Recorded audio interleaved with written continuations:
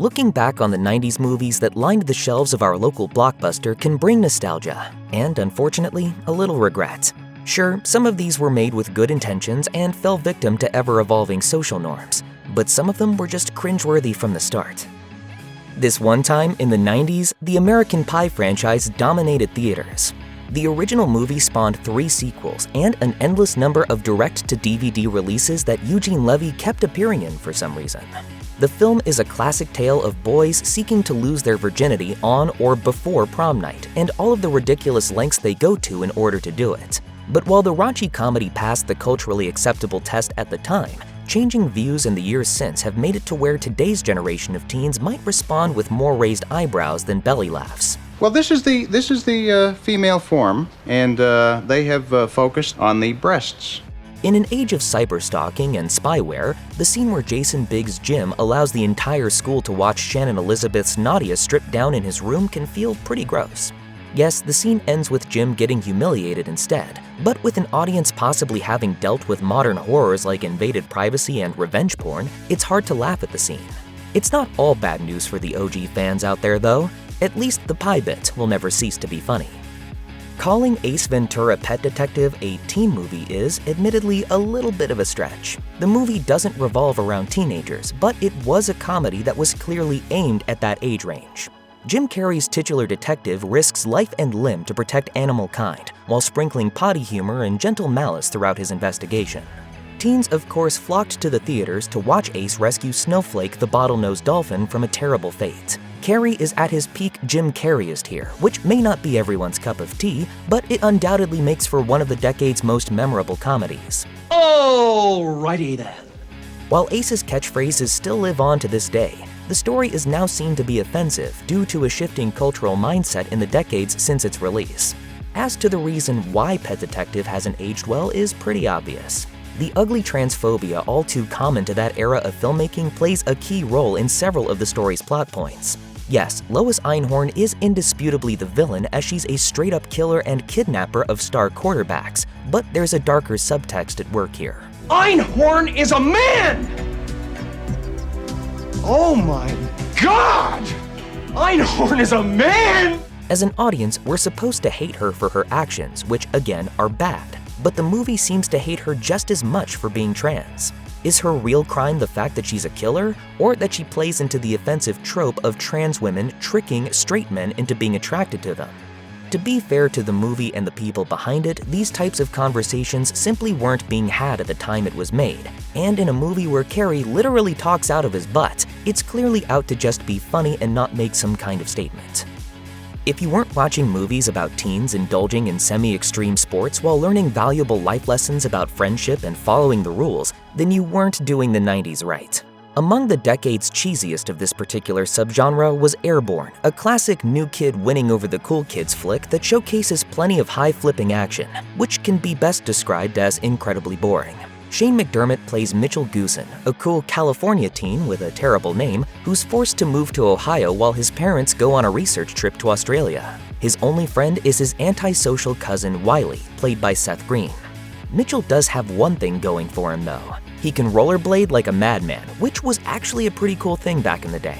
Unfortunately, that makes him a target for a group of ice hockey players that includes a young Jack Black, who are apparently offended at the concept of skating on dry land without a stick.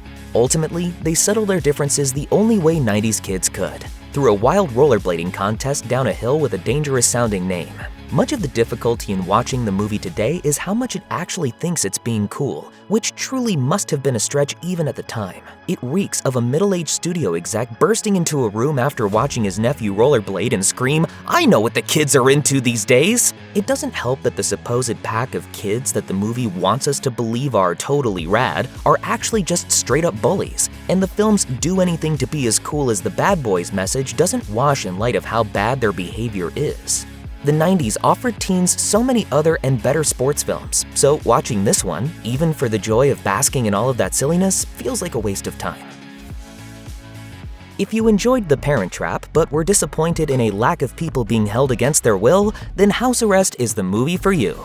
Grover, the movie's child protagonist, doesn't want his parents to separate. It's a relatable goal, and if Jamie Lee Curtis and Kevin Pollak were our mom and dad, we wouldn't want that either. But we also wouldn't trap them in the basement to force them to work out their problems since, kidnapping is bad. Grover does though, and soon enough, other kids in the neighborhood learn about the plan and decide to make the same mistake. They send their own parents over to deal with their various issues, allowing them to run wild while the adults beg for help. With 7 adults trapped in his basement, Grover can turn his attention to more important things, like winning the affection of Brooke, played by a young Jennifer Love Hewitt. In the end, Grover learns his lesson by having everything work out for him and not getting in trouble at all, because adults in the 90s were apparently pretty chill. Rotten Tomatoes was not incorrect when it called the film borderline irresponsible in its description, and House Arrest secures its place on the list of movies that end up teaching viewers the wrong way to solve their problems. Dangerous Minds was undoubtedly successful in terms of box office numbers, but even at the time of its release, critics weren't fans of a trite script relying on stereotypes to deliver its message. It's only gotten worse over the years, and Dangerous Minds is now seen as a glaring example of the white savior trope. Having Michelle Pfeiffer win over the kids by doing karate didn't exactly help. Pfeiffer plays Luann Johnson, a real-life teacher who used her love of poetry and Navy SEAL experience to win the appreciation of her students.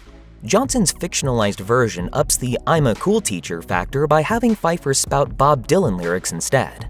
In the end, everyone comes together to the tune of hip-hop and rap, complete with a performance from her pupils in tribute to her, and it's hard to believe that there was ever a time when this actually worked for audiences.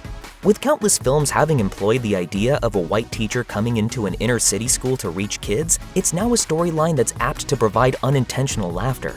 Pfeiffer tries her best, but in the end, Dangerous Minds is mainly recalled by movie fans due to its soundtrack, which gave us the gift of Coolio's Gangsta's Paradise.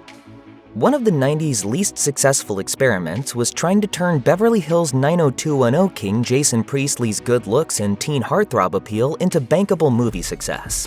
And one of the more notable failures of these attempts was Calendar Girl, which sent Priestley back in time to the 1960s as Roy, one of a trio of buddies who are obsessed with Marilyn Monroe. It's a classic coming-of-age story with the twist of making the protagonists creepy stalkers. As the friends stay in Los Angeles with Roy's uncle, they can't resist trying to get a glimpse of Monroe. Things eventually escalate into straight-up uncomfortable territory as they follow and try to woo her, never pausing to wonder how their idol might actually feel about this.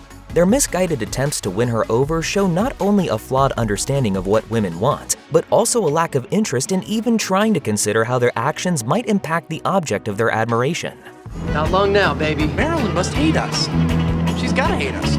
I hate us. At one point, they put a cow on Monroe's lawn in order to charm her, which probably isn't how things were done, even in the simpler time of the 60s. The movie then leaves us with the lesson that if you stalk hard enough, things will work out, as the boys finally win Marilyn's attention, and Roy's buddy Bluer goes out for a date with her. If you're wondering whether or not this qualifies as a happy ending, the answer is no. Monroe dies later that night. It's a jarring tonal shift to a creepy featherweight story, and it'll make you want to wash the ick off when the credits roll. Apparently, teens in the 90s were really into forcibly holding their authority figures against their will. Teaching Mrs. Tingle is director Kevin Williamson at his most paint by numbers. It has his typical propensity for snark, but none of his shining wit or brilliance. It lacks the popcorn thrills we've come to expect from his work, and it does something fatal within its genre. It takes itself way too seriously. In the movie, Katie Holmes' Leanne leads a group of teens that are forced to plead with Helen Mirren's Mrs. Tingle after she threatens to expel them for trying to cheat on their final exam. When she refuses, they respond by accidentally knocking her unconscious during a confrontation and tying her to her bed, which results in a psychological cat and mouse game between Tingle and Leanne. All of this should be a darkly comic, campy horror drama. It wasn't, but circumstances completely out of the film's control may have greatly affected it. The film was originally titled Killing Mrs. Tingle and had a much darker tone. But after the Columbine High School massacre earlier that year, there was public outcry against teen violence in the media. The film was retitled and re-edited in an effort to appease audiences that had seen enough deaths taking place in high schools, but all it resulted in was the film being a poor imitation of itself. If you asked teenagers in the 90s to name their favorite filmmakers, Kevin Smith was likely to pop up somewhere on their list. While most of Smith's flicks from that time revolved around clever, profanity-laced dialogue, and whatever Jay and Silent Bob were up to at the moment, Chasing Amy was an outlier. The film follows Joey Lauren Adams' Alyssa Jones, an out-and-proud lesbian who falls in love with Ben Affleck's male comic book writer Holden McNeil. Problems arise for the couple when Holden can't let go of his jealousy over Alyssa's history of adventurous sexual encounters. The narrative, to its credit, knows Holden is in the wrong with both Alyssa and his best friend Benki, who is also grappling with his own sexuality. Benki's jealousy of Alyssa leads Holden to propose a threesome between them all, which ultimately ends his relationship with Alyssa. The movie was critically acclaimed and even made its way into the Criterion Collection, but looking back while armed with modern-day knowledge of queer lifestyle and identity, it's a complex film to analyze. At the time of its release, it was a movie that genuinely attempted to explore the topics of sexuality. But years later, rewatching it feels like playing witness to a conversion narrative. I want us to be something that we can't be. And what's that? A normal couple. With the benefit of hindsight, the efforts Smith makes in chasing Amy to explore bisexuality in a female character are slightly awkward and ham-fisted, especially considering that the whole thing is told through the lens of a straight male character.